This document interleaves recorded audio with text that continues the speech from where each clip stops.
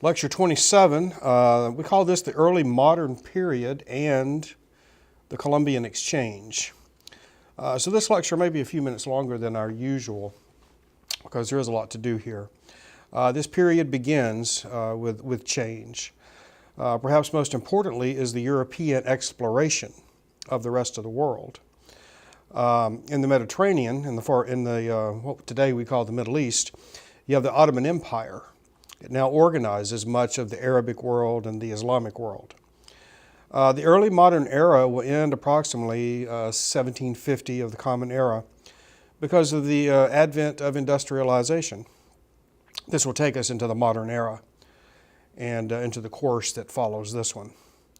A warning, after 1450, the world increasingly becomes Europe in most Western histories. Eurocentric viewpoint, we talked about this earlier, sort of viewing the world or viewing history from a distinctly European, Western Christian viewpoint. Again, the West treats much of the world as invisible until it is conquered by European imperial powers. But world history, of course, requires balance. Europe did not run the world in this time period. Some dominant themes undergoing change here. Civilizational spread. The human web is increasingly connected. There's just a few places on the periphery now that are going to be brought into the human web. Networks of trade have been long established. World religions continue to spread. And this world network is transformed because of the Americas, the Western Hemisphere that is now brought into the human web. Some new themes. New trade networks are formed after Columbus as the Western Hemisphere joins the rest of the world. The Pacific Ocean islands, Polynesia, increasingly brought into the human web as well. New power relations are going to be evident as Western Europe becomes more and more dominant. And of course there are biological exchanges between Europe, Africa, and the Americas. And some of these, of course, will have catastrophic effects as smallpox and other Eurasian diseases are brought to the Western Hemisphere. And these, of course, will destroy the indigenous people of what today we call North and South America. And then finally, there's a rapid expansion of what historians call gunpowder empires. And we'll talk about that more. So let's look at European exploration, or European expansion for a moment. Europeans adapted Chinese gunpowder for muskets and for artillery. Heavy metal casting that had previously been used for church bells is now turned into cannons that can be fixed to a deck of a ship. Europeans began to make better seagoing vessels, again, borrowing technology quite often from both Chinese and Arabs for ocean-going exploration. Europeans usually sail to coastal areas where their artillery can be most effective in enforcing their will.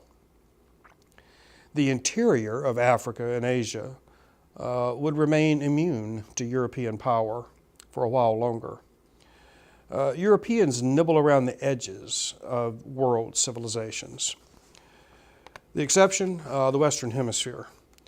The Americas fall totally before European technology, horses, military organization, and diseases.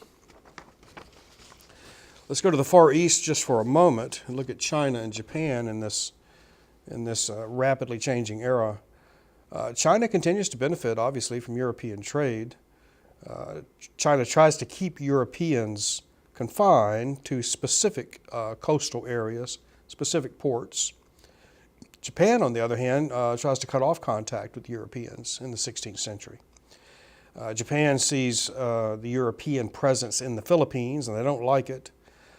Japan understands that European weaponry could threaten the feudal system dominated by the samurai in Japan. Now, let's take a look here at what we call the Columbian exchange. I think I mentioned early in the semester that every teacher in this country now has a lecture entitled The Columbian Exchange. This is a big topic. We're going to condense it for you, and try to pull out of it what's significant. The definition of Columbian exchange is simply the exchange of domesticated plants and animals, diseases, technology, religion, culture, between the Old World, Eurasia and Africa, and the New World. This begins with Christopher Columbus, and it continues with successive explorations by the Europeans. Let's talk about some of these domesticated plants and animals that are taken to the New World, starting with Columbus. Domesticated grains, these are foundational food items. Rice, wheat, oats, barley, hops, rye. If you think of wheat as sort of the staff of life in Western Eurasia, for wheat, of course, is we make bread, pasta from wheat. And then, of course, on the eastern end of Eurasia, rice is a foundational diet. And these other domesticated grains can be used for human consumption or for livestock. And, of course, we use hops to flavor beer.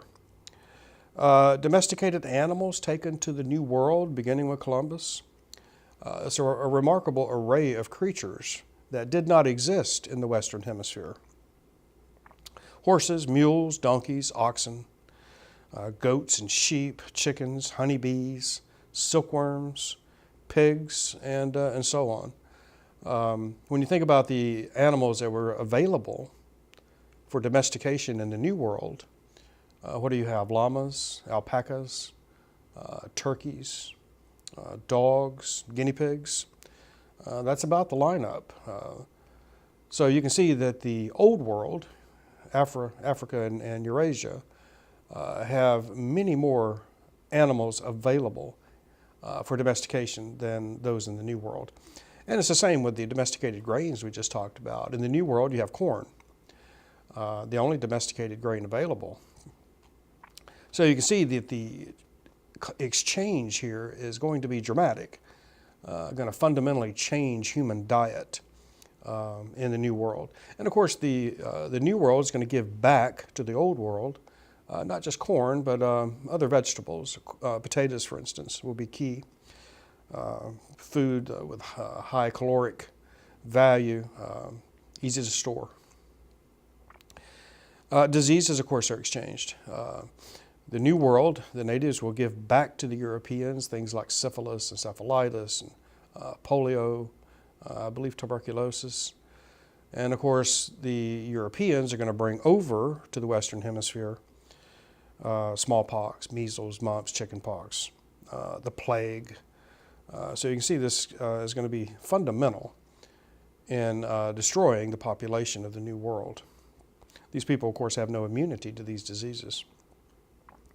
The Europeans are going to bring metal to the New World. So guns and swords and tools and knives and hatchets and pots and pans and so on and so forth. Clocks, you name it, things made of metal are going to be novel to the people of the New World. And the Europeans also bring the Christian God with them to the New World.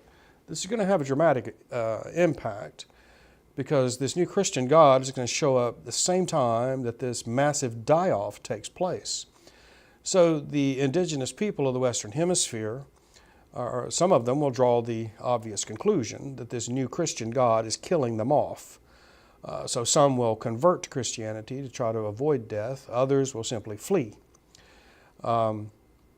So when you think about this new powerful Christian God who appears to have some connection with these Jesuit priests or these Dominican priests that with their rituals and with their strange dress, the Indians are both in awe of this new development and frankly terrified by it.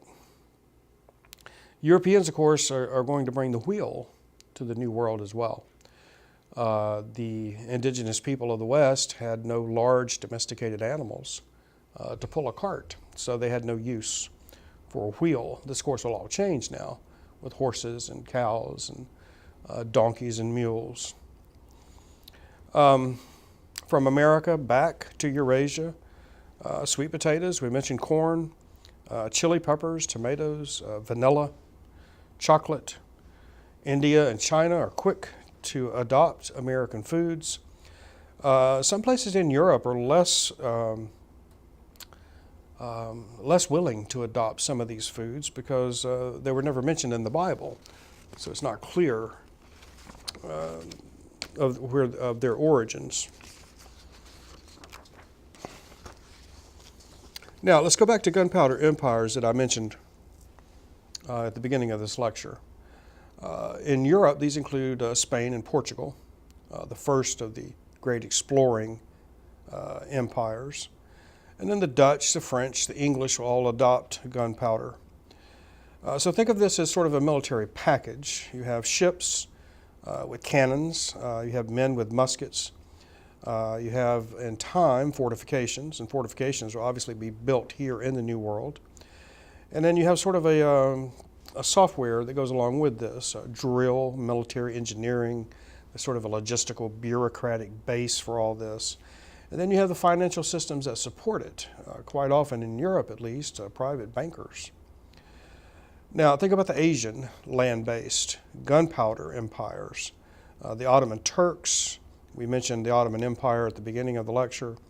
You have the Mughal Empire in India, the Safavid Empire in Persia, and then of course the Russian Empire is going to take form here in the 15th century. Then of course China had invented gunpowder long ago, but had usually used it for ceremonial purposes. That too will change. So let's draw some conclusions here. Some sort of broad sweeping generalizations. Nomadic horsemen from the Asian steppes are now outclassed by gunpowder empires. We've seen how these nomadic horsemen, the Mongols perhaps most especially, how they had periodically dominated the old sedentary civilizations of Eurasia. This pattern is going to come to an end now. European colonies are now going to emerge across the globe. The Europeans tend to take their culture, their gods, their food with them to Australia and New Zealand, North America, South America. European diseases are now going to spread across the globe, killing previously isolated peoples, especially in the Pacific and in the New World. Trade's now going to become worldwide because of the colonization of the Americas. What Europe really accomplished here was to place itself as sort of the broker or the transmitter of the Americas to the rest of the world. Aztecs and Inca are overthrown by Spanish conquistadors, Cortez and Pizarro. These are pretty fabulous stories. If you have time and interest, you can look into these more closely. One major trend of the early modern era was sort of the notion of the big fish swallowing the little fish. These empires are going to grow increasingly powerful and larger as they colonize areas of Asia, Africa, and the New World. States that managed to tax efficiently and retain the loyalty of their nobility and their military and adapt to the changing basis of warfare increasingly enjoyed more and more power. Finally, two major consequences of the Columbian exchange and gunpowder empires. First is imperialism, or the colonization of the New World. And we'll talk about that in our last lecture. And then also is Atlantic slavery, whereby millions of Africans will be forcibly taken to the New World in order to produce commodity crops. The first being rice, and then of course later indigo, cotton, tobacco, and so on. So that's a look at the early modern period and the Columbian exchange. Thank you.